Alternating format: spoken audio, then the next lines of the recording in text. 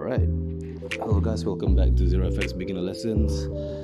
This is part 2 of reading a signal.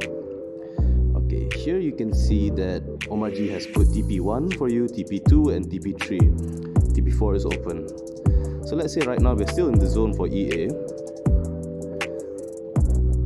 We can enter in multiple positions, right? Okay. So first things first, we already have TP1 in position. Many of you have asked, how do I enter for 2 and 4? So it's really simple. All you have to do is enter the next position. Right. So now we're entering for TP2. 353. Okay, so now we have TP1 running. And we have TP2 running. It's 2 positions. So once this reaches the level of TP1, it will automatically close.